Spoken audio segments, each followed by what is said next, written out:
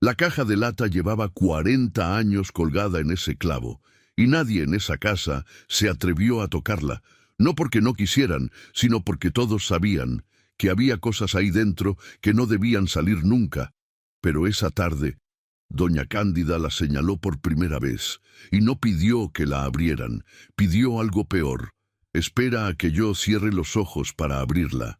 En los pueblos como este, nadie da una orden así sin estar intentando proteger a alguien, porque lo que había dentro de esa caja no era un recuerdo, era el nombre de una mujer que una familia entera decidió borrar, para que alguien más nunca descubriera quién era en realidad.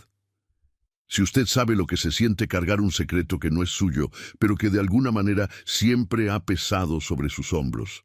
Si alguna vez alguien le dejó algo que no supo cómo abrir hasta que ya era tarde, déjenos su like ahorita, suscríbase a Cuentos del Viejo Campo y active la campanita para no perderse ningún relato. ¿Hay algo que alguien de su familia guardó por años y que usted descubrió cuando ya no podía preguntarle nada? Cuéntenoslo en los comentarios y díganos desde qué rincón del mundo nos acompaña hoy. San Lorenzo de la Cruz era un pueblo que la Sierra de Hidalgo había construido a su imagen, terco, cerrado sobre sí mismo, con una sola calle principal de piedra que subía desde la plaza hasta la iglesia, como si el pueblo entero fuera una ofrenda que alguien hubiera puesto a los pies del cerro. Las casas eran de adobe con techos de teja, la mayoría pintadas de un blanco que la humedad de la montaña iba comiendo despacio, y entre ellas crecían bugambilias de un morado tan oscuro que de lejos parecían moretones en la pared. Había un mercado los jueves, una misa los domingos, y el resto de los días transcurrían con la quietud espesa de los lugares donde la gente ha aprendido a no esperar demasiado del tiempo. La casa de doña Cándida Valerio era la más antigua de la calle que bajaba hacia el barranco, no la más grande. Eso era la casa de don Hildebrando, que él había ido ampliando con cada año que pasaba, como si el tamaño de sus paredes fuera la medida de su autoridad sobre la familia.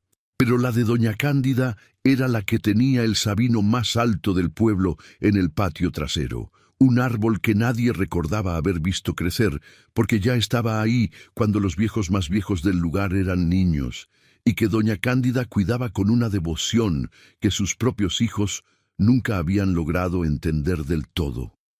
«Ese árbol me cuida más a mí que yo a él», les decía cuando le preguntaban por qué perdía el tiempo podándolo, limpiando la base, hablándole a veces en voz baja cuando creía que nadie la escuchaba.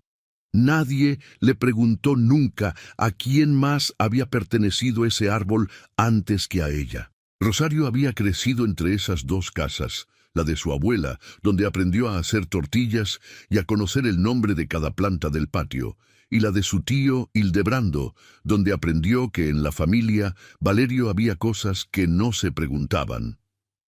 Su madre Eulogia vivía en la misma calle, en una casa más pequeña que daba a la de doña Cándida, por el lado del huerto, y desde niña Rosario había hecho el recorrido entre las tres casas tantas veces que sus pies conocían cada piedra suelta del camino. Lo que no conocía, lo que nunca había tenido razón para conocer, era la historia que había debajo de todo eso. Doña Cándida había sido una mujer de trabajo toda su vida. Eso era lo que Rosario sabía de ella con certeza.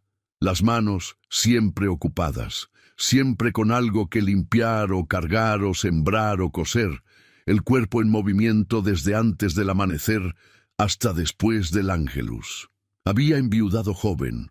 El abuelo Fermín había muerto de una fiebre cuando Eulogia tenía apenas 5 años y Hildebrando 12, y desde entonces había sacado adelante la casa, el pequeño terreno que tenían detrás del pueblo, los dos hijos, sola y sin quejarse, con esa clase de fortaleza silenciosa que en los pueblos de la sierra se confunde a veces con frialdad, pero que en realidad es otra cosa. Es el costo de no poder darse el lujo de romperse. Lo que Rosario no sabía era que junto con el terreno y los hijos, doña Cándida había heredado también un secreto, y que guardarlo le había costado exactamente lo mismo que sacarlo todo adelante. Toda una vida de silencio sostenido con las mismas manos que amasaban el nixtamal y que plantaban el milpa y que rezaban el rosario cada noche sin falta. La mañana en que Rosario llegó, doña Melchora Jáuregui ya estaba en la cocina. Era inevitable. Doña Melchora era la comadre de doña Cándida desde hacía más de 50 años. Se habían conocido de jóvenes, cuando las dos eran recién llegadas al pueblo por razones distintas que nunca habían discutido en público, y desde entonces habían compartido todo lo que las mujeres de su generación compartían: los partos, los velorios, las cosechas, los años malos, las promesas al santo patrón, el silencio sobre ciertas cosas que era mejor no nombrar. Doña Melchora era pequeña y redonda, con el cabello completamente blanco recogido en un chongo apretado, y tenía la costumbre de hablar poco cuando había mucho que decir y mucho cuando no había nada importante. Esa mañana hablaba poco. Estaba calentando atole en la hornilla cuando Rosario entró a la cocina, y apenas la vio, levantó los ojos del pocillo con una expresión que Rosario no supo descifrar del todo en ese momento. No era sorpresa, era algo parecido al reconocimiento, como si la llegada de Rosario fuera algo que doña Melchora hubiera estado esperando, aunque no necesariamente con gusto. «Ya llegaste», dijo nomás, y volvió los ojos al atole. «¿Cómo está?», preguntó Rosario. «¿Cómo está?», respondió doña Melchora, y eso fue todo. Rosario tomó una silla y se sentó a la mesa. El atole olía a canela y a maíz azul, igual que siempre, igual que todos los inviernos de su infancia. Afuera, en el patio, el sabino se movía con el viento frío de la sierra y sus ramas rozaban el tejado con un sonido que Rosario había escuchado toda su vida sin que le pareciera nada más que un sonido. «¿Y mi tío?», preguntó. Doña Melchora no respondió de inmediato. Revolvió el atole una vez, 2 veces, lo retiró del fuego. «Ya llegará», dijo, y en la forma en que lo dijo, sin mirarse, con esa economía de palabras que en los pueblos viejos a veces vale más que un párrafo entero, Rosario entendió algo que no habría podido explicar con precisión: que la llegada de su tío y la caja de lata que su abuela le había señalado eran parte del mismo asunto, que no eran cosas separadas que estaban pasando al mismo tiempo, que eran la misma cosa. Fue esa tarde, poco después de que Rosario subió por primera vez al cuarto de su abuela y recibió las palabras que iban a cambiar todo, cuando vio a don Hildebrando por primera vez desde que llegó. Era un hombre de 64 años que parecía 10 años mayor. No por enfermedad, sino por el tipo de peso que acumula quien lleva décadas creyendo que es su obligación sostener algo que en realidad no le pertenece sostener. Era alto, de espalda ancha que empezaba a encorvarse, con el bigote entrecano que nunca se dejaba crecer demasiado y las manos grandes y callosas que eran lo único que había heredado visiblemente de doña Cándida.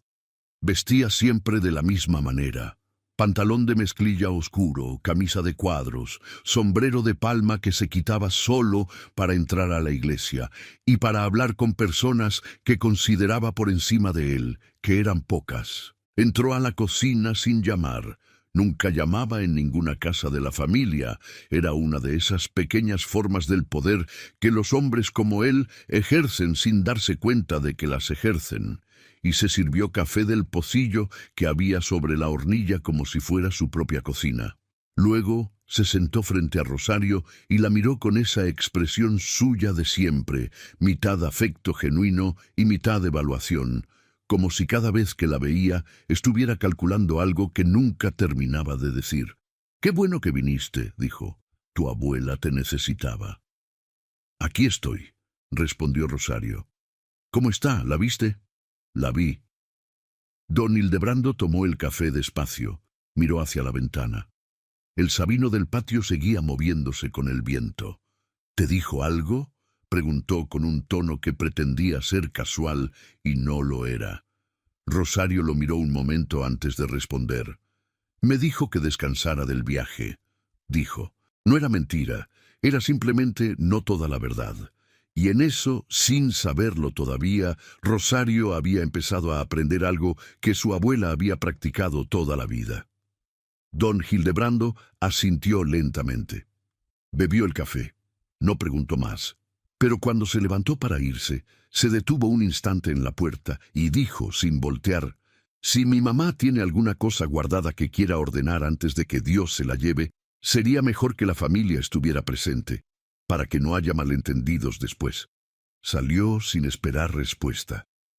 Rosario se quedó sentada en la cocina con el frío de la sierra entrando por las rendijas de la ventana y algo nuevo instalándose en su pecho.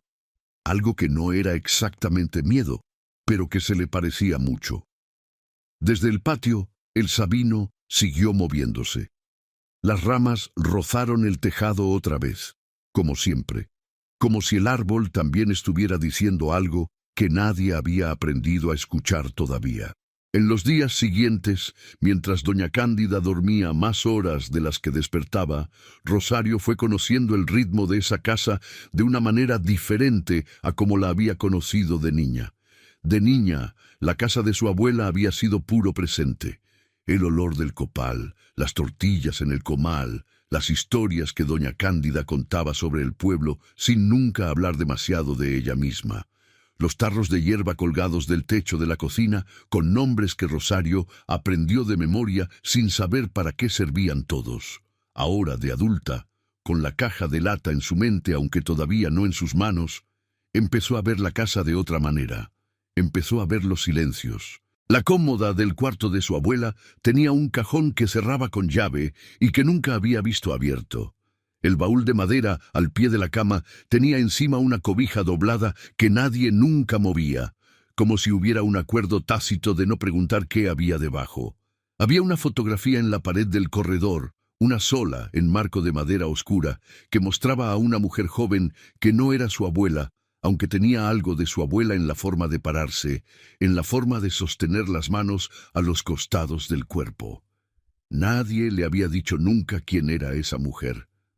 Rosario se quedó mirando esa fotografía una tarde más de lo que había planeado. Doña Melchora la encontró así, de pie en el corredor, con los ojos puestos en la imagen. «¿Quién es?», preguntó Rosario sin rodeos. Doña Melchora se detuvo. Miró la fotografía. Luego miró a Rosario. «Era una señora del pueblo», dijo. «De antes». «¿De antes de qué?». La comadre de su abuela no respondió de inmediato. Tenía esa costumbre, Rosario lo había notado desde que llegó, de dejar caer las palabras con un tiempo entre ellas que no era duda sino medida. Como quien sirve agua en un vaso viejo y sabe exactamente hasta dónde puede llegar antes de que desborde.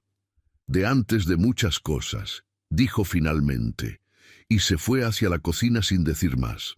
Rosario se quedó con la fotografía y con la pregunta sin respuesta, y algo que había empezado como una incomodidad vaga se convirtió en esa tarde en algo más preciso.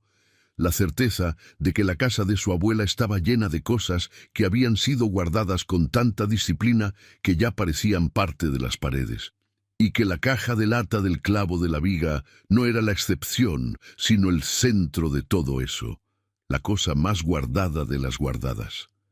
Eulogia Valerio llegó a la casa de su madre esa misma tarde, cuando el sol ya se había ido detrás del cerro y el frío de la sierra empezaba a bajar de verdad. Era una mujer de 53 años, delgada y tiesa de espaldas, con el pelo negro todavía, aunque con hilos blancos en las sienes que no se molestaba en disimular. Tenía los pómulos altos de doña Cándida y los ojos oscuros y directos que Rosario había heredado de ella, aunque en Eulogia esa mirada directa tenía a veces algo de guardia, de alerta permanente, que en Rosario no estaba todavía o estaba de otra manera. Madre e hija se saludaron como siempre, con un abrazo breve y funcional que era la forma que habían encontrado de quererse sin que ninguna de las dos tuviera que bajar ninguna guardia. Luego Eulogia pasó directo al cuarto de doña Cándida y Rosario la siguió. La abuela estaba despierta. Abrió los ojos cuando escuchó entrar a su hija y en su cara pasó algo que Rosario no supo nombrar exactamente.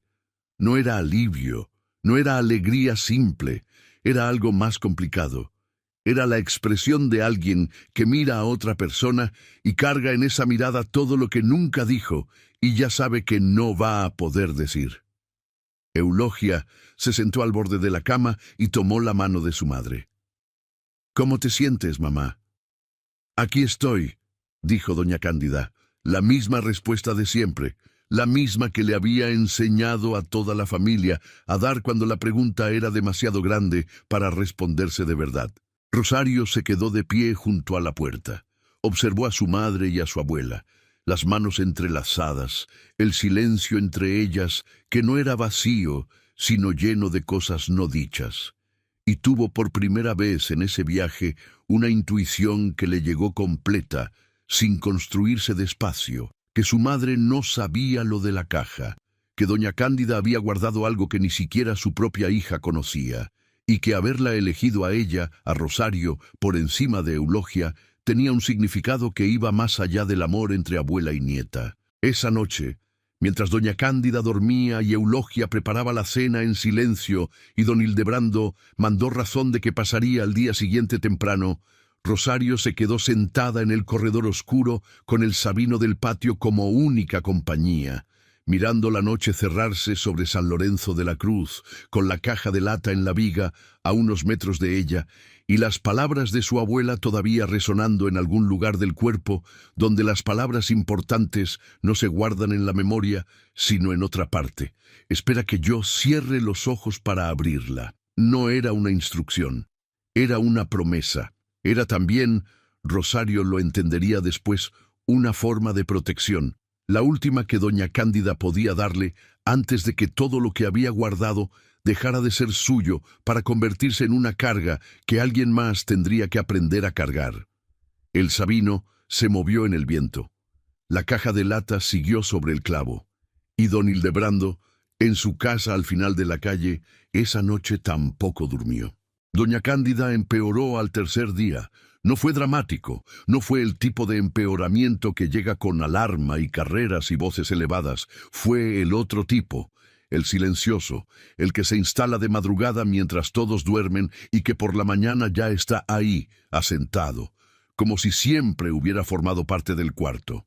Rosario lo notó antes que nadie porque era ella quien se había quedado a dormir en el sillón del corredor, cerca de la puerta del cuarto de su abuela, y porque a las 3 de la madrugada había escuchado una respiración diferente, más trabajosa, más lenta, y había entrado sin encender la luz, y se había quedado parada junto a la cama, escuchando hasta convencerse de que era el sueño profundo y no otra cosa.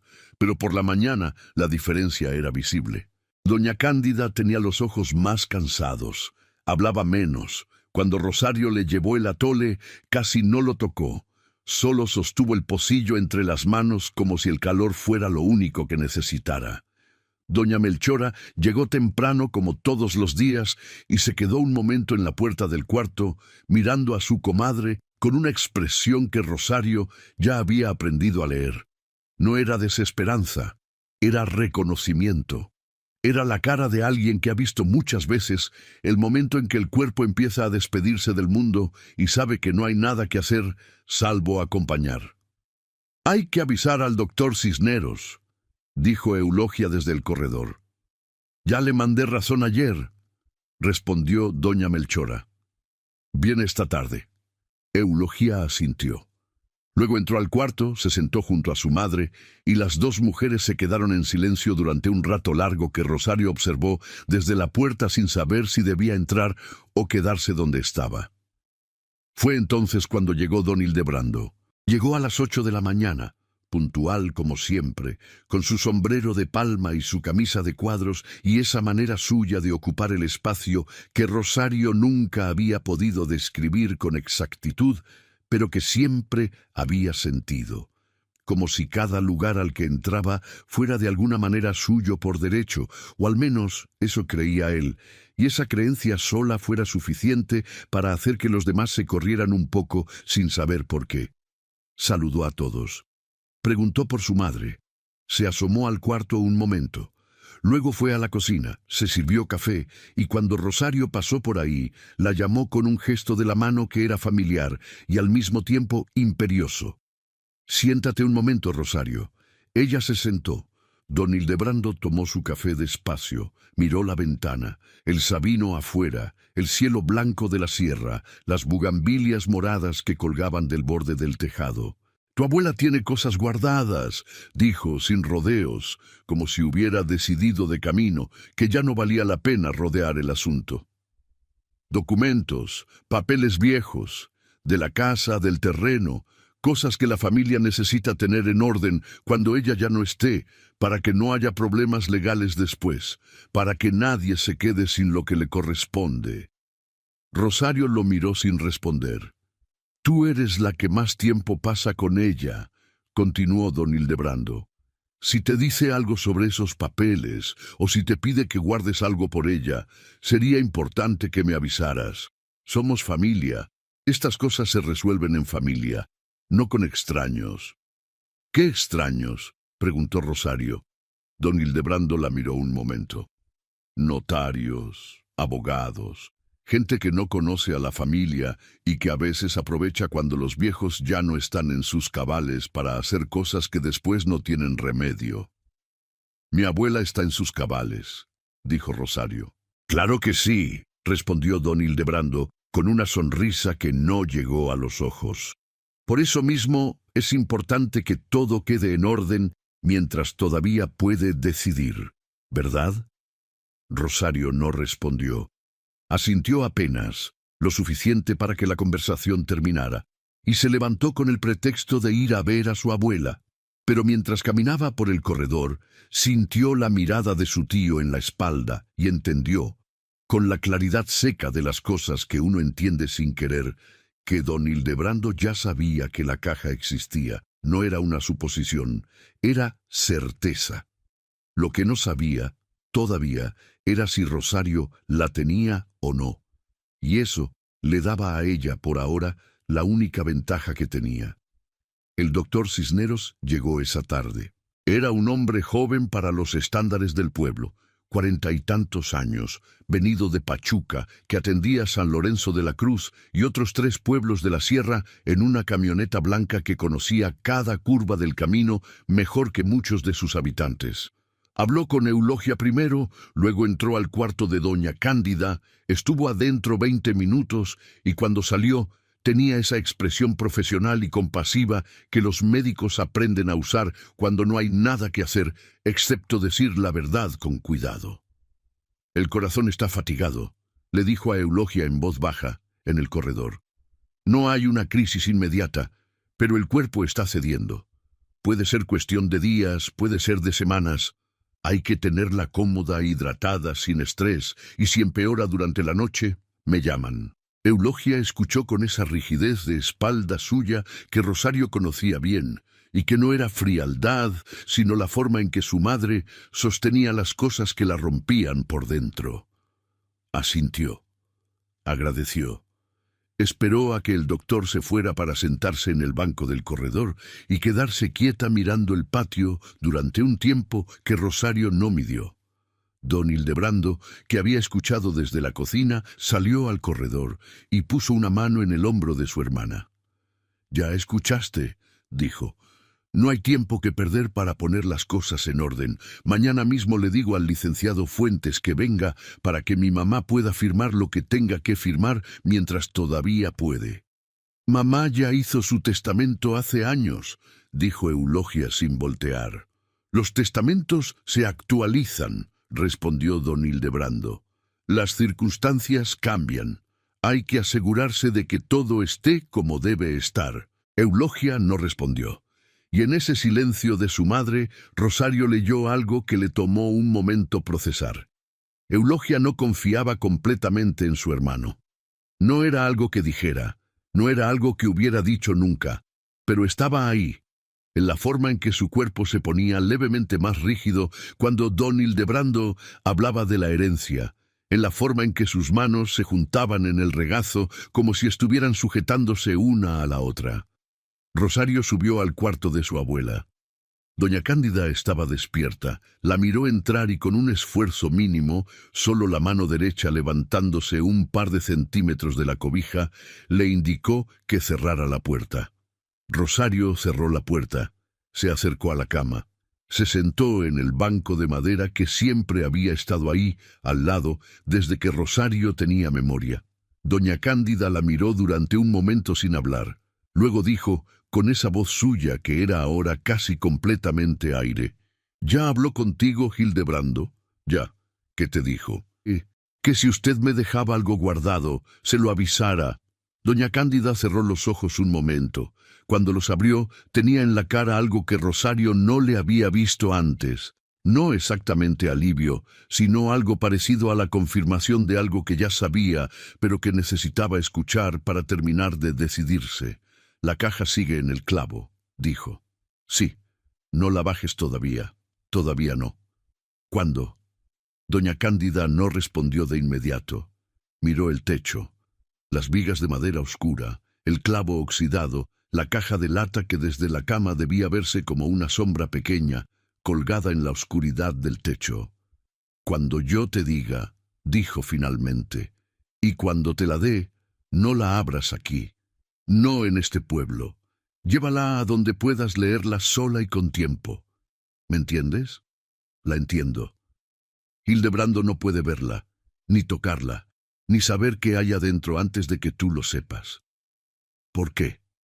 La abuela la miró con esos ojos oscuros que habían visto 80 años de cosas. «No, porque lo que hay adentro le pertenece a ti», dijo, «no a él, y si él lo ve primero va a encontrar la manera de que nunca llegue a tus manos».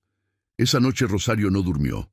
Se quedó en el sillón del corredor con los ojos abiertos en la oscuridad, escuchando la respiración de su abuela al otro lado de la puerta, y el viento en el sabino del patio, y los ruidos pequeños de la sierra, los coyotes lejos, el tecolote en algún árbol del barranco, las ramas que crujían con el frío de la madrugada. Pensó en la caja, pensó en su tío, pensó en la forma en que su abuela había dicho: «le pertenece a ti». No es tuya, sino le pertenece, que era diferente, que tenía un peso diferente, como si la pertenencia fuera algo que se debía y no solo algo que se poseía. Pensó también, por primera vez en ese viaje, en su propio nombre. Rosario Valerio. Siempre había sido Rosario Valerio. El apellido de su abuela, el apellido de su madre, el apellido de su tío, el apellido que en San Lorenzo de la Cruz significaba algo. No riqueza, no poder como el que tienen los que tienen mucho, sino esa otra clase de peso que tiene un nombre cuando lleva suficientes generaciones en un lugar. Rosario Valerio era la nieta de Cándida Valerio y la hija de Eulogia Valerio, y eso había sido siempre suficiente para saber quién era. Pero su abuela le había dicho que la caja tenía documentos con un nombre diferente al de la familia. ¿Diferente de qué manera? ¿Diferente en qué sentido? El tecolote ululó una vez más desde el barranco y Rosario cerró los ojos sin poder dormir y dejó que la pregunta se quedara ahí sin respuesta todavía, pesando en el centro del pecho con esa clase de peso que tienen las cosas que uno ya sabe sin saber que sabe. Al cuarto día llegó el licenciado Fuentes. No lo mandó llamar Eulogia, lo mandó llamar don Hildebrando, sin consultar a nadie, como mandaba hacer todas las cosas que consideraba de su competencia. Era un hombre de Pachuca, conocido de la familia desde hacía años, que llegó en su propio coche con un maletín de cuero y una expresión de eficiencia discreta que Rosario encontró inmediatamente antipática, sin poder decir exactamente por qué. Don Hildebrando lo recibió en la sala de la casa de doña Cándida, la sala que raramente se usaba, con sus sillas tapizadas de tela verde que el tiempo había desteñido y su aparador con las fotos de primeras comuniones y bodas que todas las familias del pueblo guardaban con la misma devoción con que guardaban las estampas religiosas. Eulogia estaba presente pero callada, sentada en una de las sillas con las manos en el regazo, y esa rigidez suya que Rosario ya sabía leer. Rosario se quedó en el corredor, desde donde podía escuchar sin ser completamente visible. La señora está en condiciones de firmar, dijo don Hildebrando. El médico dijo que la cabeza está bien, no más el cuerpo que ya está cansado. Sería bueno actualizar el testamento para dejar las cosas en claro. ¿Qué cosas específicamente?, preguntó el licenciado Fuentes, con la voz neutral de quien ha aprendido a no involucrarse más de lo que le pagan. El terreno del potrero de arriba, dijo don Hildebrando. Que quede a nombre de la familia, no dividido. Que no haya manera de que alguien de afuera pueda reclamar nada. Eulogia levantó la vista. ¿Alguien de afuera?, dijo. ¿Quién de afuera va a reclamar? Uno nunca sabe, respondió don Hildebrando, sin mirarla directamente. La gente aparece cuando hay herencias de por medio. Mejor tener todo amarrado. Rosario, desde el corredor, apretó los dientes. Alguien de afuera. Lo había dicho con una naturalidad calculada, como si fuera una preocupación genérica, como si no estuviera hablando de nada específico. Pero Rosario recordó las palabras de su abuela. Lo que hay adentro le pertenece a ti. Y recordó la escritura con un nombre diferente al de la familia, y empezó a construir, despacio, una imagen que todavía tenía partes faltantes, pero que ya tenía una forma. La pregunta era, ¿qué forma?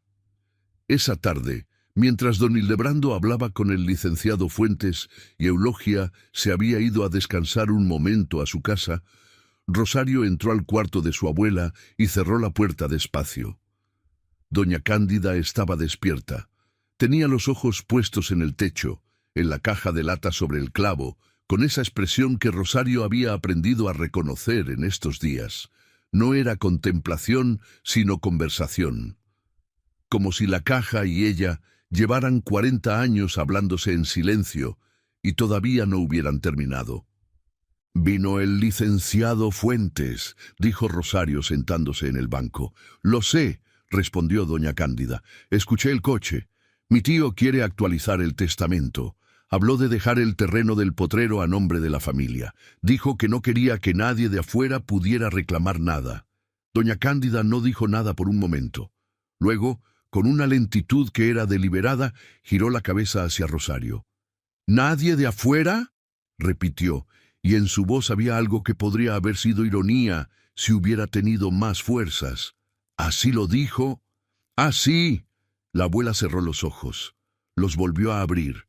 «Siéntate bien, Rosario. Quiero contarte algo». Rosario se sentó.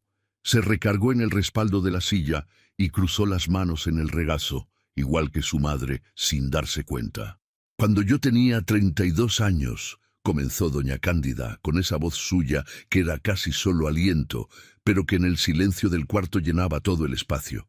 «Tu abuelo Fermín ya llevaba 2 años muerto. Eulogia tenía 7. Hildebrando, 14. Estábamos solos en esta casa con lo poco que había quedado, que no era mucho porque tu abuelo fue un buen hombre, pero no fue un hombre previsor». Hizo una pausa. Respiró.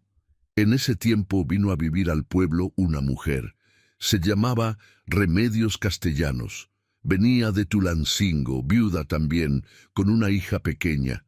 Se instaló en la casa que estaba vacía al final de la calle, la que después fue de los Garduño. Yo la ayudé porque era lo que se hacía, porque una mujer sola en un pueblo que no conoce necesita a alguien que le enseñe dónde está el molino, quién es el presidente municipal, cómo se trata al mayordomo del santo patrón para que no te haga mala cara en las fiestas. Rosario escuchaba sin interrumpir. Remedios Castellanos no era lo que parecía, continuó doña Cándida. No era solo una viuda de Tulancingo, era la hija de don Aurelio Castellanos, que había sido dueño de una parte del terreno que da al potrero de arriba, antes de que la reforma agraria lo repartiera. Había papeles, había una escritura que nadie había cancelado correctamente, porque en esos años las cosas se hacían con prisa y con miedo y muchas veces a medias. Remedios sabía que esa escritura existía. Y yo lo supe porque ella me lo contó, porque nos hicimos amigas, porque cuando 2 mujeres solas se ayudan en un pueblo difícil, a veces se dicen cosas que no le dicen a nadie más. Hizo otra pausa, esta vez más larga. Remedios murió al año siguiente, una fiebre, rápido como moría la gente entonces. Su hija, que tenía 4 años, se quedó sin nadie. Y yo se detuvo, cerró los ojos. Yo me quedé con la niña, la crié como mía, le di mi apellido, le di esta casa, este pueblo, esta familia. Nadie preguntó demasiado porque en esos tiempos había muchos niños que se quedaban sin padres y muchas mujeres que los recogían, y eso era normal, y no necesitaba explicación. Rosario sintió algo moverse en su pecho, algo grande, algo que todavía no tenía nombre completo, pero que estaba tomando forma. ¿La niña?, preguntó, aunque ya intuía la respuesta. Doña Cándida la miró. «Tu madre», dijo.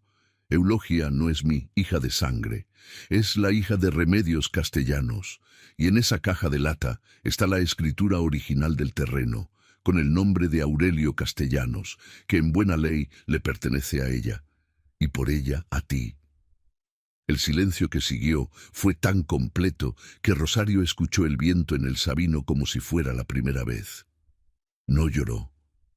No fue que no quisiera o que algo se lo impidiera, fue que la información era demasiado grande para caber en el llanto de inmediato. Necesitaba espacio, necesitaba tiempo, necesitaba que el cuerpo encontrara la forma de procesar algo que cambiaba no solo el pasado, sino también el piso sobre el que Rosario había estado parada toda su vida. Se quedó sentada en el banco de madera junto a la cama de su abuela durante un rato que no pudo medir. Doña Cándida la dejó estar en silencio. No intentó explicar más, no intentó consolar. Solo la dejó estar, que era probablemente lo más sabio que podía hacer. Después, cuando Rosario pudo hablar, lo primero que dijo fue: «¿Mi mamá lo sabe?» «No», dijo doña Cándida. «¿Nunca?» «Nunca. Quise decírselo muchas veces, pero cada vez que me preparaba encontraba una razón para esperar. Que era muy chica, que estaba en la escuela, que se acababa de casar, que tenía a ti recién nacida. Siempre había algo». «¿Y mi tío?» La expresión de doña Cándida cambió apenas. Algo se endureció, algo que había sido tristeza se volvió otra cosa. «Hildebrando lo descubrió hace 15 años», dijo. «Encontró entre mis papeles una carta de Remedios. No la escritura, esa siempre estuvo en la caja, pero sí la carta. Y supo, y vino a hablar conmigo». «¿Qué le dijo?» «Me dijo que si Eulogia se enteraba de que no era mi hija de sangre, tendría derecho legal sobre el terreno del potrero, porque la escritura de Castellanos nunca fue correctamente cancelada. Me dijo que era mejor que eso se quedara entre nosotros, que era mejor para la familia, para Eulogia», decía él, «que no necesitaba ese peso. Pero yo supe que era mejor para él, que lleva años usando ese terreno como si fuera suyo, y que si la escritura aparece, tiene un problema». Rosario cerró los ojos un momento. «Por eso quiere los papeles». «Por eso quiere los papeles», confirmó doña Cándida, «y por eso te los doy a ti, porque tú eres la hija de Eulogia, porque lo que Remedios Castellanos dejó le pertenece a tu madre, y tu madre no puede defenderlo si no sabe que existe. Y yo ya no voy a poder defenderlo por ella». Rosario abrió los ojos, miró a su abuela. Los 80 años en esa cara, el peso de lo que había cargado, la decisión que había tomado de dejarla cargar a ella ahora. Y por primera vez desde que llegó a San Lorenzo de la Cruz, sintió algo que no era solo miedo o confusión o el peso de lo que no sabía. Sintió también otra cosa, el peso específico de haber sido elegida. No al azar, no por amor simple de abuela a nieta, sino porque doña Cándida había visto en ella algo que le hacía creer que podía cargar esto sin quebrarse. No supo si eso la hacía sentir honrada o aterrada. Probablemente las dos cosas al mismo tiempo. Esa noche, Rosario buscó a doña Melchora. La encontró en su casa, que estaba a 2 calles de la de doña Cándida. Una casa pequeña, con una cocina grande y un altar a la Virgen de Guadalupe que ocupaba media pared del corredor, con flores de Cempalchúchitl, aunque no era temporada de muertos. porque doña Melchora era de las que creía que los muertos no esperaban una fecha para necesitar flores. Doña Melchora la hizo pasar sin preguntar. Le puso delante un pocillo de té de manzanilla con miel y se sentó frente a ella con las manos juntas sobre la mesa y la miró con esa expresión suya de siempre, la que medía cuánta verdad podía servirse sin que el vaso desbordara. «Ya le contó», dijo doña Melchora. No era pregunta. «Ya», respondió Rosario. «¿Todo? Lo de mi mamá, lo de la escritura, lo de mi tío». Doña Melchora asintió lentamente. Tomó su propio pocillo de té y bebió un sorbo antes de hablar. «Yo conocía Remedios Castellanos», dijo. «Éramos casi de la misma edad. Llegamos al pueblo con poco tiempo de diferencia». Rosario la miró. «¿Usted sabía?» «Supe desde el principio que Eulogia no era hija de sangre de tu abuela. Lo supe porque estuve presente cuando Remedios murió y cuando tu abuela tomó a la niña. No había mucha gente que lo supiera. Tu abuela se encargó de que así fuera, pero yo sí. Y nunca dijo nada». Doña Melchora puso el pocillo sobre la mesa con cuidado. «Tu abuela me pidió que no dijera nada», dijo. «Y yo le prometí que no diría. Una promesa es una promesa, Rosario. Aunque pesen, aunque a veces uno piense que sería mejor romperlas». «¿Y ahora?» «Ahora tu abuela ya te lo contó ella misma. La promesa era no decirlo yo. No era no permitir que se supiera nunca». Rosario envolvió el pocillo de té entre sus manos. El calor era lo único concreto que tenía en ese momento. «¿La escritura es válida?», preguntó. «Legalmente. No soy abogada», respondió doña Melchora, «pero sé que tu tío Hildebrando tiene mucho miedo de esa pregunta. Y un hombre que tiene miedo de una pregunta generalmente es porque sabe que la respuesta no le favorece». Rosario estuvo en silencio un momento. «Mi mamá va a sufrir», dijo, «cuando se entere de que no es hija de sangre de mi abuela». «Sí», dijo doña Melchora, sin suavizarlo. «Va a sufrir, pero también va a saber quién es de verdad. Y esas dos cosas van juntas, Rosario. No hay manera de tener la segunda sin pasar por la primera». Rosario asintió. Bebió el té. Afuera la noche de la sierra era fría y quieta, y el único ruido era el viento entre los pinos que bajaba desde el cerro como siempre, como desde antes de que cualquiera de ellas hubiera nacido. «¿Qué hago con la caja?», preguntó. Doña Melchora la miró durante un momento largo. «Lo que te dijo tu abuela», respondió. «Nada más y nada menos». Al día siguiente, don Hildebrando llegó antes del amanecer. Rosario lo escuchó desde el sillón del corredor. El coche deteniéndose en la calle, la puerta cerrándose sin golpear, los pasos en el zaguán. Era la pisada de alguien que intenta no hacer ruido y que sin embargo no puede evitar sonar pesado porque el peso que carga no es solo el del cuerpo. Entró a la casa. Pasó por el corredor sin ver a Rosario en la oscuridad. Fue directo al cuarto de doña Cándida. Rosario se levantó en silencio y se acercó a la puerta cerrada. Escuchó la voz de su tío. Baja, controlada, con esa tensión apenas perceptible que ella había aprendido a detectar en los últimos días. «Mamá, necesito hablar contigo». La voz de doña Cándida, más débil todavía que el día anterior. «Habla». «La caja, mamá, necesito que me la des, o que me digas qué hay adentro, por el bien de todos». Un silencio. «Ya sé que Rosario está aquí», continuó don Hildebrando. «Y sé que le has contado cosas, pero hay cosas que una muchacha de 28 años no está en condiciones de manejar sola. Eso puede hacerle daño a ella, y puede hacerle daño a Eulogia, que no necesita cargar con historias viejas a esta altura de su vida». «Eulogia tiene 53 años», dijo doña Cándida. «Ya no es tuyo decidir lo que puede cargar. Soy su hermano». «No», dijo doña Cándida, y en esa sola palabra había algo que Rosario nunca le había escuchado antes. Una dureza que no era crueldad, sino precisión. La precisión de alguien que ha dejado de tener tiempo para rodeos. «No eres su hermano de sangre. Y los dos lo sabemos. El silencio que siguió fue diferente a todos los anteriores. Era el silencio de algo que se quiebra. No ruidosamente, sino con ese crujido pequeño que hacen las cosas que llevan mucho tiempo sosteniéndose con más voluntad que estructura. «Eso no cambia nada», dijo don Hildebrando, y su voz había perdido algo de su control habitual. «La crié como hermana. Esta familia la crié como mía». «Sí», dijo doña Cándida, «y te lo agradezco, pero lo que hay en esa caja le pertenece a ella, y ya decidí a quién se lo dejo». «Mamá, ya decidí, Hildebrando». Otro silencio, más largo.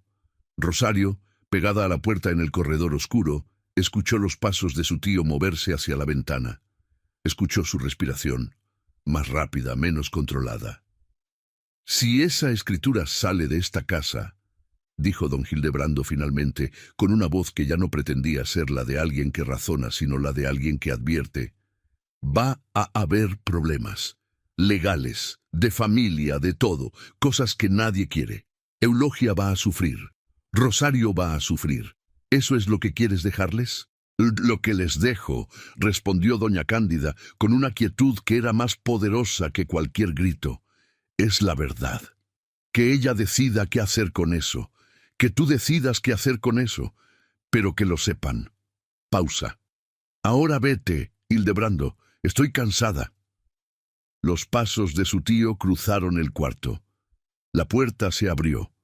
Don Hildebrando salió al corredor y casi tropezó con Rosario, que estaba de pie a menos de 1 metro. Se miraron en la penumbra del amanecer, los ojos de él encontrando los de ella, ambos sabiendo en ese momento exactamente cuánto había escuchado. Don Hildebrando no dijo nada. Se puso el sombrero, que se había quitado sin que Rosario lo notara, y se fue por el corredor hacia el zaguán. Sus pasos en la calle sonaron más pesados que cuando llegó. Rosario se quedó en el umbral del cuarto de su abuela. Desde la cama, doña Cándida la miró. «¿Ya escuchaste?», dijo la abuela. «Ya». «¿Tienes miedo?». Rosario pensó en la pregunta antes de responder. «Sí», dijo, «pero también estoy lista». Doña Cándida la miró un momento más. Luego señaló el clavo de la viga. «Bájala», dijo. «Ya es tiempo». La caja de lata pesó diferente en las manos de Rosario esa mañana. No era que hubiera cambiado físicamente. Era la misma lata de siempre, con la misma tapa presionada, el mismo lazo de tela decolorida, el mismo olor a metal viejo que tenía cualquier cosa que lleva décadas colgada en una viga. Pero algo en las manos de Rosario la recibía diferente. Ya no como un objeto que no sabía qué era, sino como algo que ya era suyo, aunque todavía no la hubiera abierto. La sostuvo frente a su abuela. Doña Cándida extendió la mano. Despacio, con esfuerzo, pero con una firmeza en los dedos que Rosario no esperaba dado su estado, y la posó sobre la tapa de la caja. No para abrirla, solo para tocarla, solo para quedarse así un momento. Su mano sobre la lata en las manos de Rosario, las dos sosteniendo juntas lo que había estado guardado todo ese tiempo. 47 años, dijo doña Cándida. La subí a ese clavo cuando Eulogia tenía 6 años. Pensé que iba a bajarla pronto, que iba a encontrar el momento, y el momento nunca llegó solo. Hay cosas que uno tiene que ir a buscar y yo no supe cómo ir a buscarlo. Rosario no dijo nada.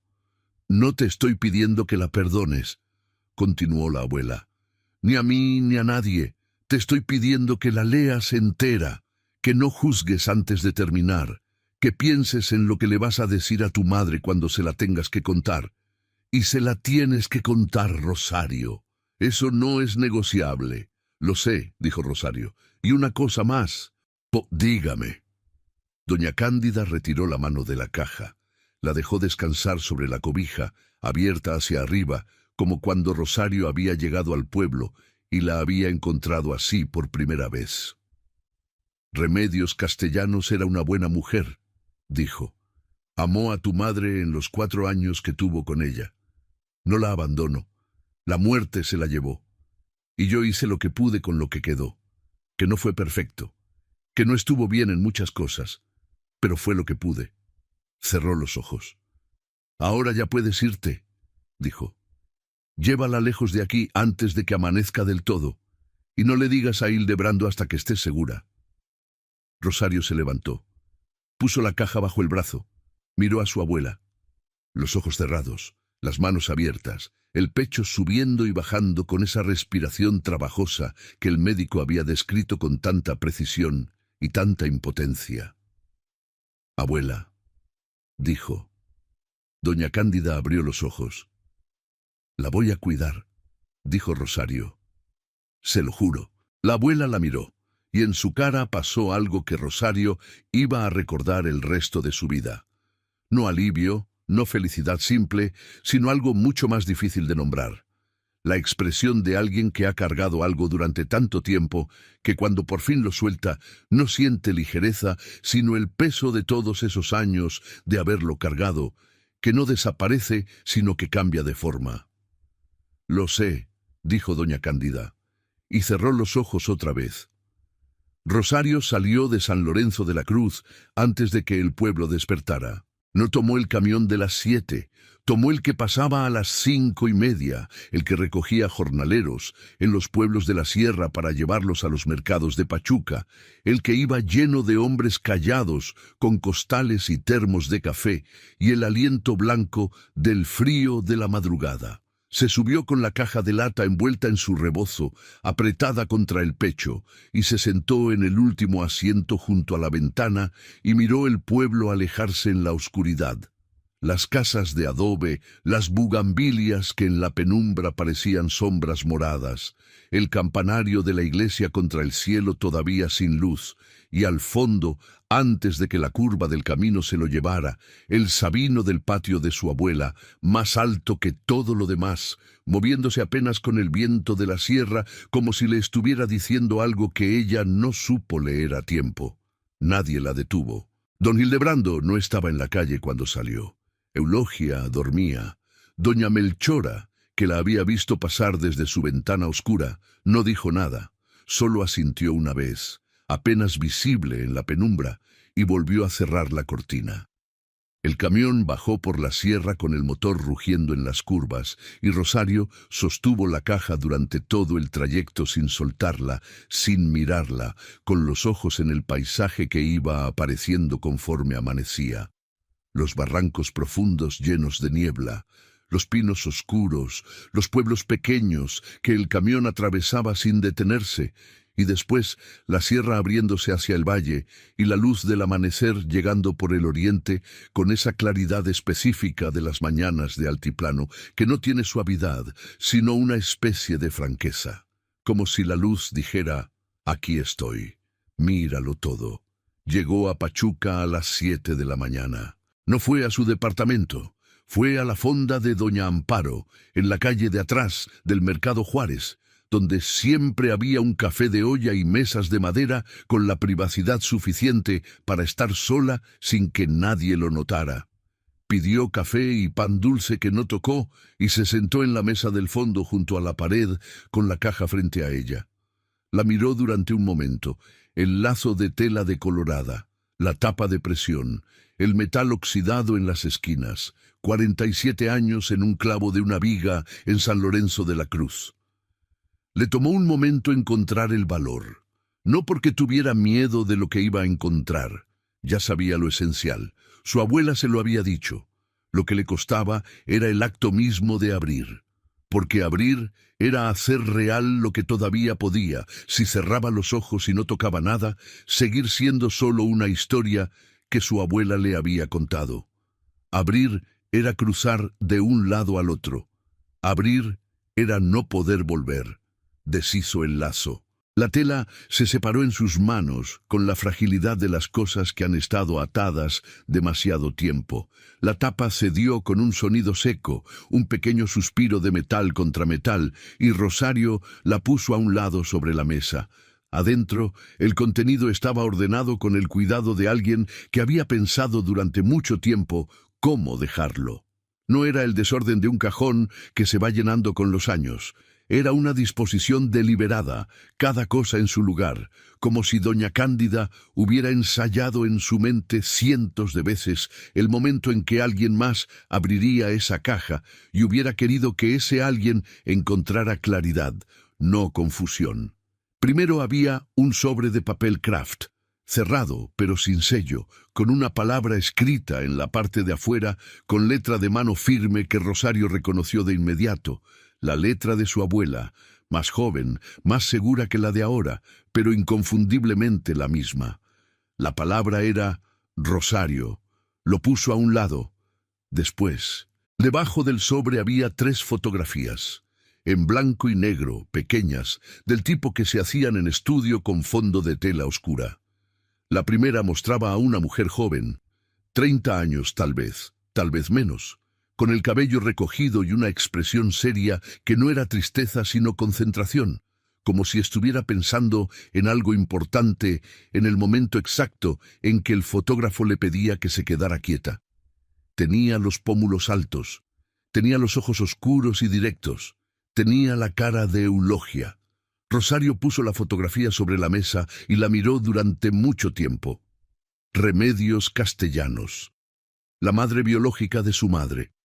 Una mujer que había muerto a los 30 y pocos años de una fiebre en un pueblo de la Sierra de Hidalgo, que había dejado a una niña de 4 años, que había confiado su hija a una mujer que la cuidó como propia durante casi 50 años, y que guardó el secreto con tanta consistencia que ni la hija misma supo nunca quién era. La segunda fotografía mostraba a la misma mujer con una niña pequeña en brazos, una niña de 1 o 2 años, con el pelo en 2 trenzas cortas y los ojos bien abiertos hacia la cámara, con esa curiosidad sin miedo que tienen los niños muy pequeños.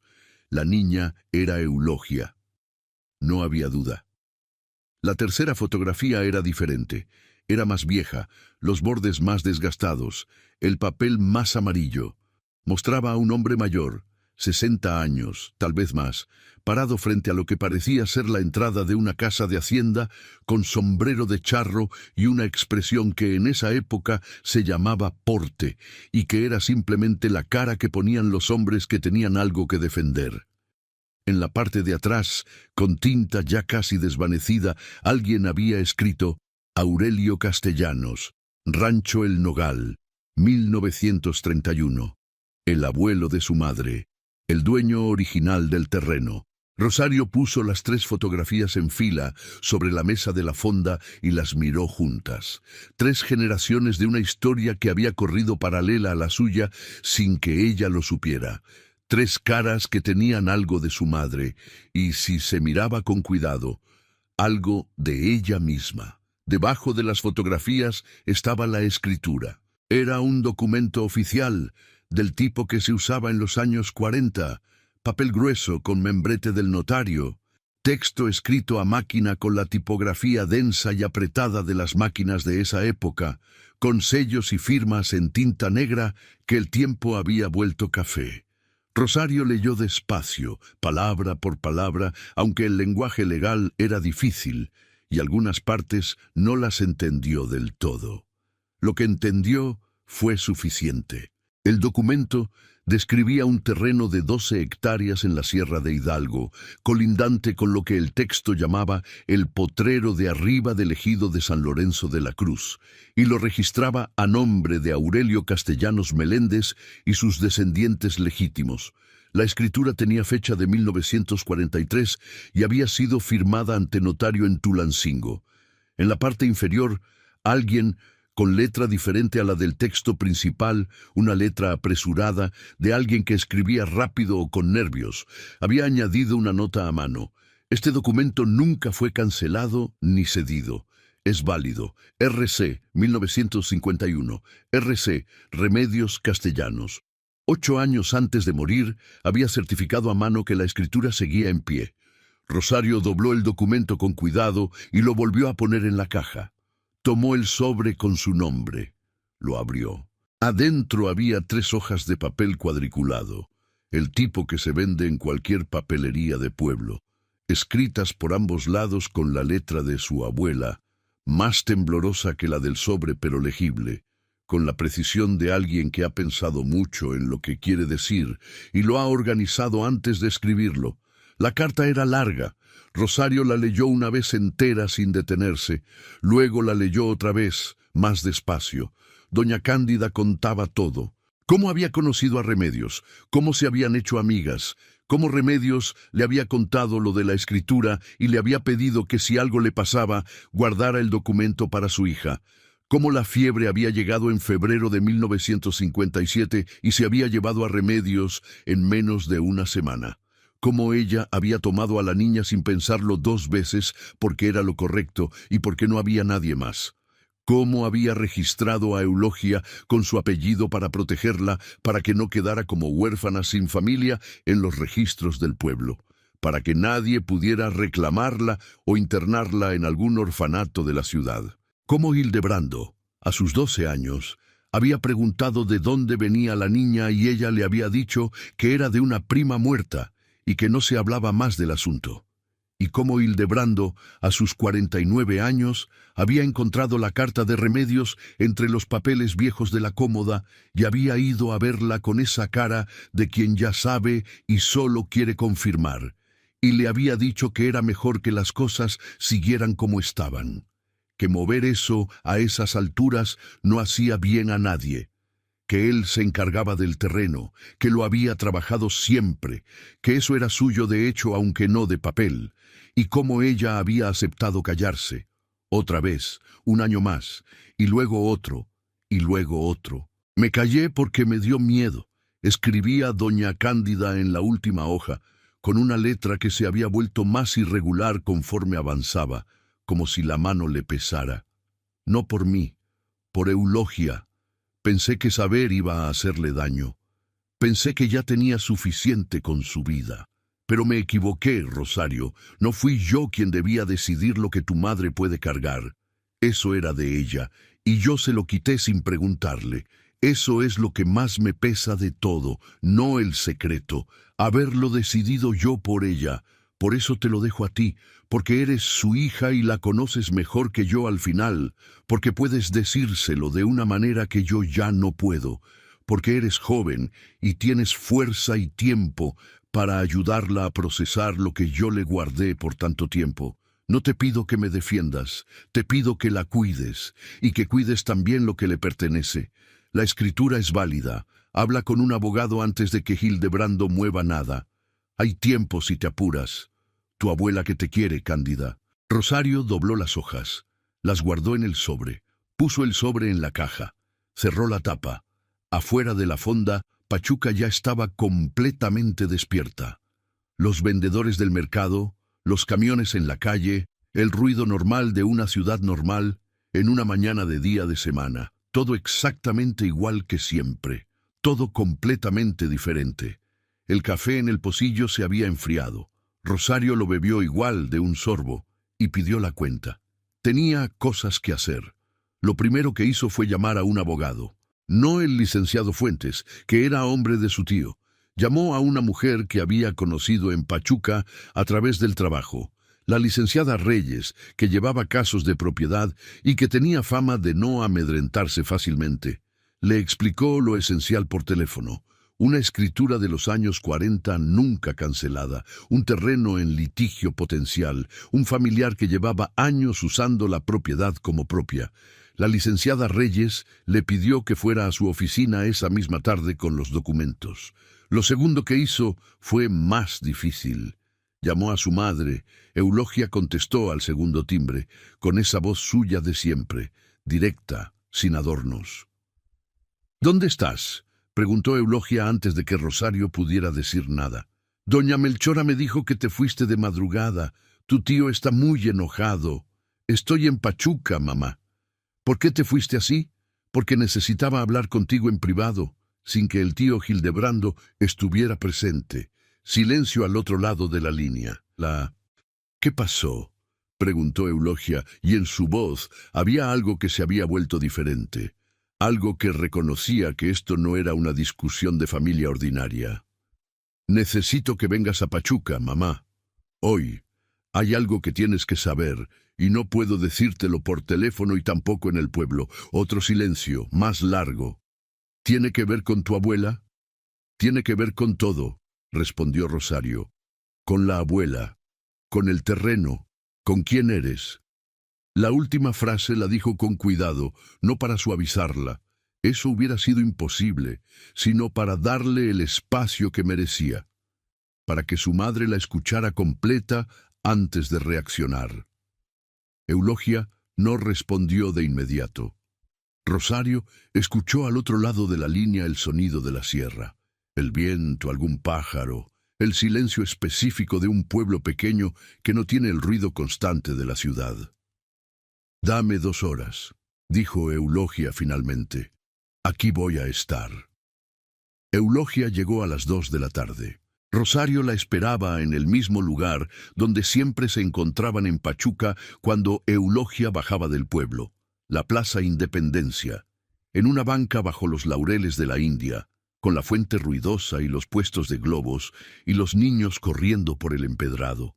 Un lugar completamente público, completamente ordinario, que Rosario había elegido con cuidado porque sabía que lo que iba a decirle a su madre necesitaba un entorno que no fuera ni íntimo ni formal. Necesitaba la normalidad del mundo, siguiendo su curso afuera, mientras adentro todo cambiaba. Eulogia se sentó a su lado sin decir hola. Rosario tampoco dijo hola. Se miraron un momento, madre e hija, con esa comunicación sin palabras que tienen las personas que se conocen desde antes de que una de ellas pudiera hablar. Rosario puso la caja de lata sobre la banca entre las dos. «La abuela me la dio», dijo. Eulogia miró la caja, la reconoció. Rosario lo vio en sus ojos, ese reconocimiento de algo que siempre había estado presente sin que nadie lo tocara nunca. «¿La abriste?», preguntó Eulogia. «Sí». «¿Qué hay adentro?». Rosario respiró. Había ensayado esto durante las horas de espera. Las palabras, el orden, cómo entrar a una verdad tan grande sin que el golpe fuera innecesariamente brutal. Pero ahora que su madre estaba frente a ella con esa mirada directa, y esa espalda tiesa y esas manos que se habían juntado en el regazo exactamente como las de ella, todas las palabras que había preparado le parecieron insuficientes. Así que dijo la verdad de la manera más simple que pudo. «Hay una escritura de terreno, mamá, hay fotos, hay una carta de la abuela, y hay cosas que la abuela guardó que tú tienes derecho a saber». «¿Qué cosas?». «Que la señora que aparece en las fotos se llamaba Remedios Castellanos, que vino al pueblo cuando tú tenías 3 años, que murió cuando tenías 4, que antes de morir le pidió a la abuela que te cuidara si algo le pasaba». Eulogia no dijo nada, solo miraba la caja. «Era su hija, mamá», dijo Rosario. «La abuela te crió como suya, te dio su apellido, te quiso como si lo fueras, pero de sangre eras hija de Remedios Castellanos». El silencio que siguió fue el más largo de todos los silencios de esos días.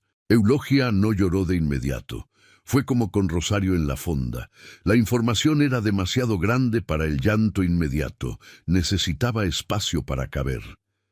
Se quedó sentada con los ojos puestos en la caja, con las manos quietas en el regazo, con ese perfil suyo que Rosario había visto toda la vida y que ahora, de repente, con la foto de Remedios Castellanos fresca en la memoria, veía de otra manera: los pómulos altos, la forma de la mandíbula, la manera de sostener la cabeza que no era de la abuela, sino de alguien más, de alguien que había existido y que Eulogia nunca había podido conocer porque nadie le había dicho que existía. «¿La abuela lo sabía todo ese tiempo?», preguntó Eulogia finalmente. La voz era neutra, cuidadosamente neutra. «Sí». Y nunca dijo nada. «No». Eulogia asintió lentamente, como procesando algo paso a paso. «¿Y Hildebrando?». «Lo sabe desde hace 15 años, por eso quería la caja. Hay una escritura de terreno a nombre de Aurelio Castellanos, el padre de Remedios. Nunca fue cancelada. Legalmente podría corresponderle a ti». Eulogia volvió la cara hacia Rosario, y en esa mirada había tantas cosas juntas que Rosario no pudo leerlas todas de inmediato. Había dolor, había confusión, había algo que podría ser rabia, aunque todavía no había encontrado su forma completa. Y debajo de todo eso, muy al fondo, había algo que Rosario tardó un momento en reconocer. Alivio. No el alivio de quien recibe una buena noticia, sino el otro, el de quien lleva años sintiendo que algo no encajaba del todo y finalmente encuentra la pieza que faltaba, aunque la pieza duela. ¿La abuela escribió algo?, preguntó Eulogia. Hay una carta. Aquí está. Rosario abrió la caja y sacó el sobre. No el que tenía el nombre de Rosario, ese ya lo había leído. El otro, que había encontrado más al fondo, doblado debajo de las fotografías, más viejo, con el papel más amarillo, con una sola palabra escrita en la parte de afuera, con esa misma letra firme pero más joven que la del primero. Eulogia. Rosario no lo había abierto. No le correspondía. Lo puso en las manos de su madre. Eulogia lo miró durante un momento. La letra de la abuela, su propio nombre escrito por una mujer que la había criado como hija sin decirle nunca que había otra mujer antes que ella. Luego lo abrió con cuidado, como quien abre algo que lleva mucho tiempo cerrado y que puede romperse si se apresura. Rosario se levantó de la banca. «Voy a darte espacio», dijo. «Estoy ahí, junto a la fuente». Eulogia no respondió. Ya estaba leyendo. Rosario se quedó parada junto a la fuente de la plaza durante casi media hora. Vio pasar a los niños que corrían, vio a los vendedores de elotes y de aguas frescas, vio una pareja de viejos que caminaban tomados del brazo por el empedrado con esa lentitud que tienen los que han aprendido que no hay prisa, vio las palomas en los laureles y los globos de colores y el cielo azul de la tarde sobre Pachuca, con sus nubes blancas, que la altitud hacía parecer más cercanas de lo que estaban. Todo seguía siendo exactamente lo mismo. Cuando volvió a la banca, Eulogia tenía la carta doblada en las manos y los ojos rojos, aunque no estaba llorando ya. Había llorado, eso era evidente, pero había terminado con esa clase de llanto que no espera permiso y no dura mucho, porque el cuerpo no puede sostenerlo sin romperse del todo. Ahora estaba quieta, mirando hacia adelante. Rosario se sentó a su lado. Estuvieron en silencio durante un rato que no midió ninguna de las dos. «¿Cómo era?», preguntó Eulogia finalmente. «¿Dice cómo era?». «Hay fotos», dijo Rosario. «Tiene su cara». Eulogia cerró los ojos un momento. «Me vas a dejar verlas. Son tuyas, mamá». Eulogia abrió la caja, sacó las fotografías. Las miró una por una con esa concentración específica de quien ve por primera vez algo que debería haber visto hace mucho tiempo. Remedios joven y seria, Remedios con la niña en brazos, el viejo Aurelio Castellanos frente a su rancho en 1931. «Se parece a mí», dijo Eulogia con la voz de alguien que dice algo en voz alta para terminar de creerlo. «Sí. O yo me parezco a ella. También». Eulogia volvió a mirar la foto de Remedios con la niña. La miró durante mucho tiempo, y Rosario, sentada a su lado, entendió algo que no había podido ver del todo hasta ese momento, que lo que su abuela le había dado no era solo una caja con documentos. Le había dado la posibilidad de devolverle a su madre una madre, no en vida. Eso era imposible, eso se había perdido hace 60 años en una fiebre de sierra. Pero sí en imagen, en nombre, en la certeza de que había existido y que había amado. Eso no devolvía nada de lo que se había perdido, pero era algo, era más que el vacío. Esa tarde, mientras Eulogia descansaba en el departamento de Rosario con las fotos y las cartas sobre la mesa del comedor, Rosario fue a la oficina de la licenciada Reyes. La abogada revisó la escritura con cuidado. La leyó completa, 2 veces, con esa concentración profesional que no se apresura y que no promete lo que no puede cumplir. Luego la puso sobre el escritorio y miró a Rosario. «El documento es auténtico», dijo. Es de 1943, ante notario público de Tulancingo. No hay registro de cancelación ni de cesión. ¿Es válido legalmente? Eso es más complicado, dijo la licenciada Reyes, con la honestidad de quien prefiere la verdad incómoda a la promesa fácil. La reforma agraria de los años 40 y 50 complicó muchas escrituras de ese periodo.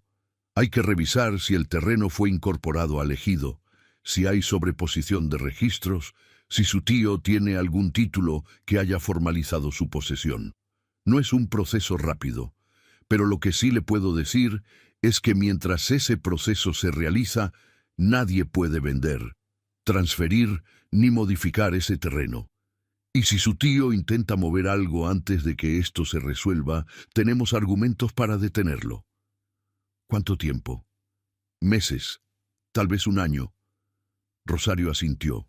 Lo que también le digo, continuó la licenciada Reyes, es que estos casos a veces se resuelven antes de llegar a un juicio.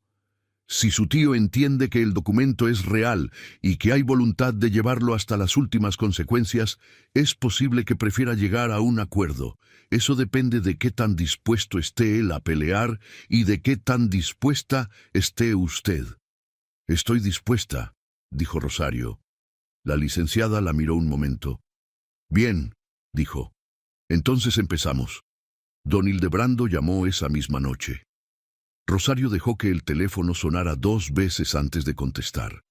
Escuchó la voz de su tío, más controlada que en el corredor del amanecer, más calculada, pero con esa tensión por debajo que ya no podía esconder del todo. Rosario, necesito que me digas dónde está la caja. Ya no está en San Lorenzo de la Cruz, tío. Silencio. ¿Qué hiciste con ella? Lo que me pidió la abuela que hiciera. ¡Rosario! Y ahora la voz bajó un tono. Entró en ese registro de los hombres mayores, cuando deciden que es momento de ser razonables, que es el registro que usan cuando han agotado otras opciones. Esto no tiene que ser un problema. Somos familia. Estas cosas se pueden arreglar entre nosotros sin necesidad de meterle abogados, ni autoridades, ni gente de afuera. Tu mamá no necesita saber todo esto. No le hace bien. Mi mamá ya sabe, tío. El silencio que siguió fue diferente a todos los otros. ¿Le dijiste? Hoy. En persona. Rosario. Mi mamá tiene derecho a saber quién es, dijo Rosario, y su voz salió más firme de lo que esperaba, con esa firmeza que no se construye, sino que aparece cuando uno lleva suficiente tiempo sabiendo algo sin haberlo dicho todavía. Y tiene derecho a lo que le pertenece. La escritura es auténtica. Ya la revisó una abogada.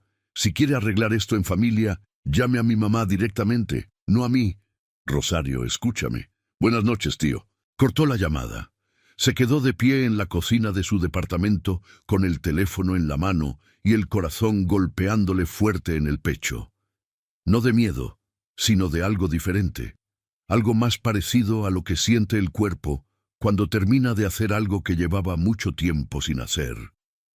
En la sala, Eulogia tenía las fotos de Remedios Castellanos ordenadas sobre la mesa y la carta de doña Cándida doblada en el regazo y los ojos en la pared frente a ella, pensando en cosas que Rosario no podía ver, pero que podía imaginar, en los 4 años que no recordaba, en la madre que no conoció, en los 50 años que siguieron con una verdad guardada en una caja de lata sobre un clavo en una viga. Rosario fue a la sala y se sentó a su lado. No dijeron nada durante un rato. ¿Cómo te sientes?, preguntó Rosario finalmente. Eulogia pensó antes de responder. Como cuando abres una puerta que creías que era una pared, dijo. No sé todavía si hay algo bueno del otro lado o no. Pero al menos ya sé que era una puerta. Rosario no respondió. Solo asintió. Y se quedaron así las dos, madre e hija, con la caja de lata abierta sobre la mesa y las fotografías de 3 generaciones de mujeres que se habían querido o cuidado o protegido de maneras imperfectas y a veces equivocadas pero reales. Y con el teléfono callado por ahora, aunque ambas sabían que la conversación con don Hildebrando no había terminado, había apenas comenzado de otra manera. 3 semanas después, doña Cándida Valerio murió en su cama de San Lorenzo de la Cruz. Fue de madrugada, como había empeorado, sin drama, sin alarma, con esa discreción que había tenido para todo en la vida. Doña Melchora estaba presente. Eulogia estaba presente. Rosario llegó 3 horas después de que le avisaron en el primer camión de la sierra, con la niebla todavía en los barrancos y el frío de la madrugada pegado a la ropa. La velaron en la sala de la casa, con las sillas tapizadas de tela verde y las fotos de comuniones y bodas en el aparador y las velas encendidas que el viento del corredor movía cada vez que alguien entraba o salía. Vino el pueblo entero, como viene en los lugares pequeños donde nadie nace ni muere solo. Los vecinos, el compadre del difunto abuelo Fermín, las mujeres que habían ido al mercado de los jueves con doña Cándida durante 40 años, el padre que dio la absolución con esa prisa discreta de los sacerdotes rurales que tienen 3 pueblos que atender y no pueden quedarse mucho en ninguno. Don Hildebrando estuvo presente. No habló con Rosario. No habló con Eulogia más de lo estrictamente necesario. Estuvo ahí, cumpliendo con lo que se cumple, con esa cara de hombre que ha perdido algo más que a su madre y que todavía no ha terminado de procesar qué exactamente. Rosario lo observó durante la velada sin acercarse. Lo vio envejecido de golpe, lo vio más solo de lo que lo había visto nunca y sintió por él algo que no esperaba sentir y que tardó en reconocer. No era lástima, era compasión, que es diferente. Era la compasión de quien entiende que un hombre puede pasar 64 años creyendo que defiende a su familia y descubrir al final que lo que defendía era solo su propia versión de ella. La versión donde él era el centro, donde él decidía lo que se sabía y lo que no, donde el control era una forma de amor porque nunca había aprendido otra. Eso no lo hacía inocente, pero lo hacía humano. Y la humanidad de alguien, incluso cuando duele, es difícil de ignorar si uno tiene el valor de mirarla de frente. El sabino del patio crujió con el viento esa noche, y Rosario pensó en su abuela hablándole en voz baja, y pensó que tal vez no era al árbol al que le hablaba, sino a todo lo que el árbol había visto crecer y cambiar, y quedarse y irse. Un árbol que había estado ahí antes que cualquiera de ellos y que iba a estar ahí después. Una clase de testigo que no habla, pero que no olvida. Al día siguiente, cuando el velorio terminó y la gente empezó a irse, Rosario se quedó en el patio un momento. Miró el sabino. Puso la mano en la corteza. Áspera, fría, con esa solidez de las cosas que llevan tanto tiempo siendo lo que son que ya no necesitan demostrar nada. Y le dijo en voz baja, sin importarle si alguien la escuchaba: «Ya lo sé». No era una promesa, era una respuesta a algo que el árbol, o su abuela a través del árbol, o simplemente el tiempo acumulado en ese patio, había estado diciendo desde mucho antes de que Rosario supiera escuchar. 6 meses después, la licenciada Reyes logró lo que había prometido, no en los tribunales, sino antes. Don Hildebrando, frente a la escritura autenticada y a la voluntad clara de su hermana y su sobrina de llevar el asunto hasta donde fuera necesario, optó por el acuerdo. No fue fácil. Hubo conversaciones difíciles, algunas de ellas en el corredor de la casa de doña Cándida, que ahora era de Eulogia, con el sabino del patio como único testigo silencioso. Hubo momentos en que don Hildebrando se levantó de la mesa y pareció que no habría acuerdo posible. Hubo momentos en que Eulogia tuvo que salir al patio a respirar antes de poder seguir, pero al final firmaron. El terreno del potrero quedó reconocido a nombre de Eulogia Castellanos Valerio, el apellido doble que la licenciada Reyes había propuesto como forma de sostener las 2 historias al mismo tiempo, la de la sangre y la de la crianza, sin borrar ninguna. Don Hildebrando conservó el derecho de seguir trabajando la mitad del terreno bajo un acuerdo de usufructo. que era lo justo dado que lo había trabajado durante años, pero con el reconocimiento claro de a quién pertenecía la tierra. No fue perfecto. Los acuerdos reales nunca lo son. Eulogia perdió algo que nunca había sabido que tenía, la certeza simple de quién era, el suelo sin fisuras debajo de los pies. Y lo que recuperó no era un sustituto perfecto de esa certeza, sino algo diferente, una historia más larga, más compleja, con más personas adentro de lo que había creído. Remedios Castellanos existió. La amó durante 4 años. Le dejó un apellido y un terreno, y una cara que Eulogia veía ahora en el espejo con otros ojos. Eso no cerraba el dolor, pero le daba nombre. La última vez que Rosario fue a San Lorenzo de la Cruz ese año, fue sola. Fue un martes de noviembre, cuando los muertos todavía estaban cerca, según el calendario, y el pueblo olía a Zempoalxuchitl desde la entrada. Fue al panteón, que quedaba en la ladera del cerro con vista al barranco, con las tumbas pintadas de colores que el tiempo iba borrando poco a poco, y las flores frescas que las familias habían dejado para el Día de Muertos. Fue a la tumba de su abuela primero. La nueva, la que todavía tenía la lápida sin musgo, con el nombre completo, Cándida Valerio, 1920-1980, madre y guardiana, que Eulogia había elegido y que a Rosario le había parecido exacto, aunque no completo. Ninguna lápida es completa, ninguna puede serlo. Puso flores, se quedó un momento en silencio, luego fue a buscar la otra tumba. Le había costado trabajo encontrarla. Estaba en el sector más viejo del panteón, entre las cruces de madera que el tiempo había ido inclinando, sin lápida formal, solo con una piedra chata que alguien había puesto décadas atrás con un nombre grabado a mano que la lluvia había desgastado hasta hacerlo casi ilegible. R. Castellanos, 1957. Rosario se arrodilló frente a la piedra. Puso las flores que había guardado para esta tumba, cempasúchil amarillo, el color de los que esperan que alguien venga a buscarlos. No dijo nada durante un momento. Luego dijo: «Mi mamá está bien, tiene la escritura, sabe quién es usted». El viento de la sierra movió las flores. En el barranco, un zanate gritó una vez y se fue. Rosario se quedó arrodillada un momento más. Pensó en las 4 personas que formaban esta historia. Remedios, que había amado y muerto. Doña Cándida, que había cargado y guardado y al final entregado. Eulogia, que había vivido una verdad sin saberlo. Y ella misma, que había recibido una caja de lata y la había abierto y había hecho lo que se podía hacer con lo que había adentro. Ninguna de ellas había tenido la historia perfecta. Ninguna había tomado todas las decisiones correctas. Ninguna era villana y ninguna era santa, y todas habían hecho dentro de sus posibilidades y sus miedos y su tiempo lo que habían podido. Eso era lo que quedaba. No la perfección, lo que quedaba. Se levantó.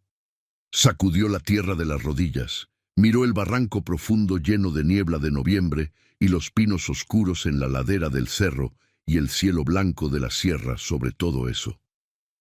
Luego bajó al pueblo. Si usted llegó hasta aquí, es porque esta historia tocó algo que no se olvida fácil.